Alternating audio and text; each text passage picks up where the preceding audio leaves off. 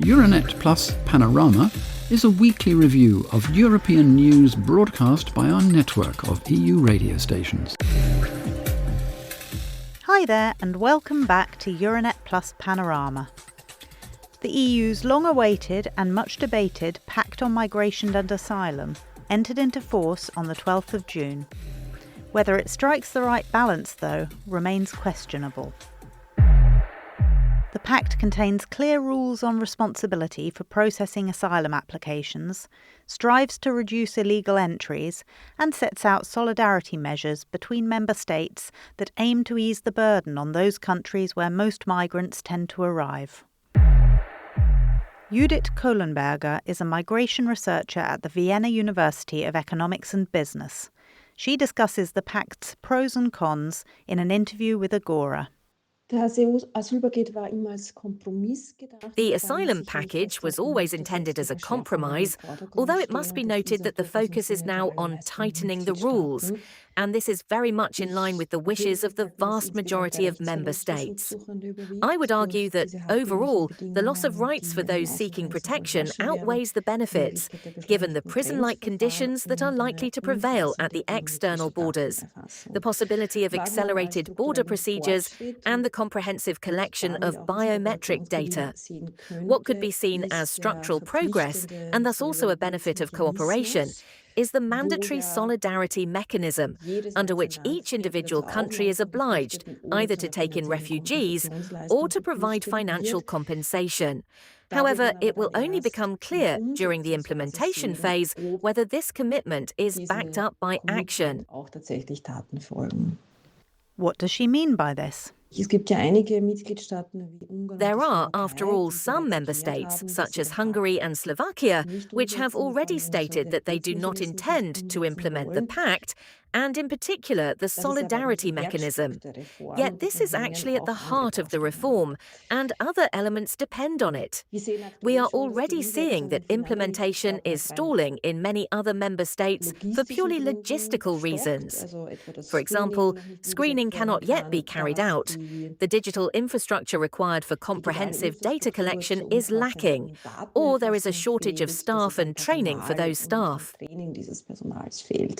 But a few logistical hurdles aside, a majority of member states seem happy with the basic premise of the Pact, don't they?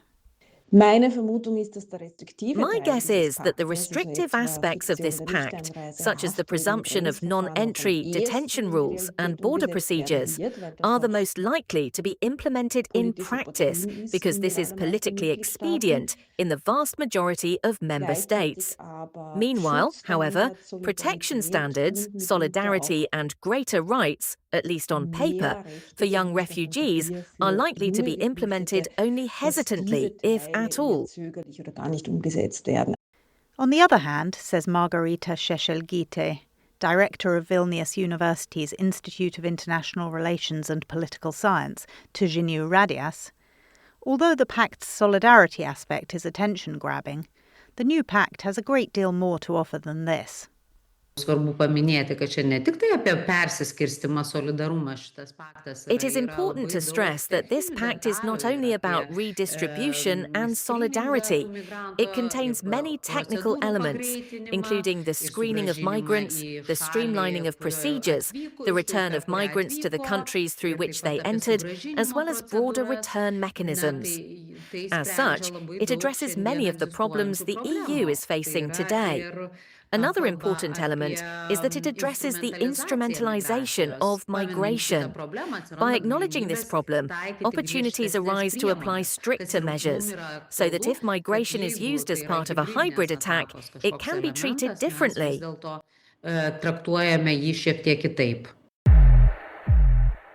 Gemma Piñol Jiménez is head of migration policies at the Barcelona-based Think and Do tank in Strategies. She's also a member of the interdisciplinary research group on immigration at the city's Pompeu Fabra University.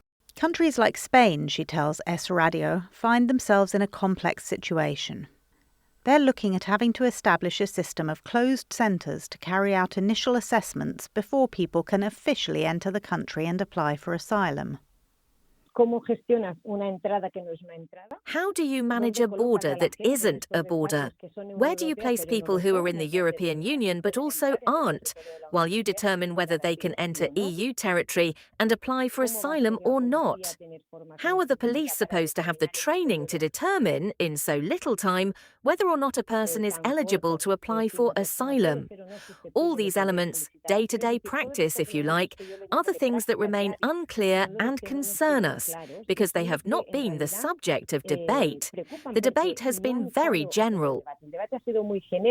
Pignol is referring to the new screening procedure, which obliges member states at the bloc's external borders to carry out a series of administrative checks within just 7 days. Third country nationals are not considered from a legal point of view to be present on EU territory, despite being physically present there, until they have passed this stage. Some of them will receive an almost automatic refusal. People, for example, who come from so-called safe countries, from which no more than 20% of applicants are granted international protection. In another of the bloc's frontline states, Tanos Plevris, the Greek Minister for Migration and Asylum, is talking to our colleagues at Sky Radio. He points out that Greece has effectively reset its Dublin regulation return obligations to zero through bilateral agreements concluded with key EU countries, namely Germany, France, the Netherlands and Belgium. These countries have agreed to take responsibility for all existing cases resulting from secondary migration flows from Greece, up to the Pact's entry into force on the 12th of June. But what about going forward? Surely Greece will still be in line for a lot of intra-EU returns, as secondary migration flows onto northern and western European countries are unlikely to stop. For this reason, with countries that receive secondary migration flows from Greece, such as Germany, the Netherlands, Denmark and Austria, we have agreed to establish return hubs in a third country. The idea is for those who would otherwise be returned to Greece under the Dublin regulation to be transferred to that third country instead. We are already in discussions with a third country regarding the creation of these hubs. On Thursday, the 17th of June, the European Parliament approved a provisional deal on the returns regulation, which, among other things, authorises the creation of return hubs in third countries to which unsuccessful migrants can be transferred pending their return to their homelands. Plevris sees the next 6 months as a kind of pilot to test how the Pact works in practice. Everyone will have to figure it out. Many countries are not yet fully prepared, particularly those that will face the impact of secondary migration flows at a later stage. But the coming months, particularly the summer months, when migration flows are typically higher, will serve as a pilot phase. But there is a shared understanding across Europe that we need a common migration policy. The common message is that Europe protects its borders, respects those entitled to international protection, and returns those who are not. In fact, according to a Commission communication published in May, it seems that virtually no member state is fully prepared for implementation, even after a 2-year transition period. Nevertheless, German Chancellor Friedrich Merz was feeling upbeat last week, reports AMS, as he addressed the Bundestag. This is a significant step, indeed the most crucial one towards resolving this problem.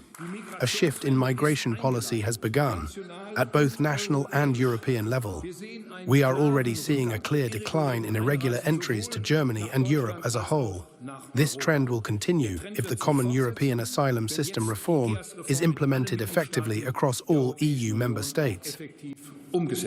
It should be noted that Germany will avoid taking in additional asylum seekers this year, instead opting to use the new solidarity mechanism to contribute financially or provide operational support to frontline states. Another member state that intends to take advantage of this option is Belgium. RTBF asks Annalene van Bossoit, the country's asylum and migration minister, if Belgium will accept its fair share of the migrants arriving in frontline countries such as Italy, Spain and Greece. Her response is categorical. No,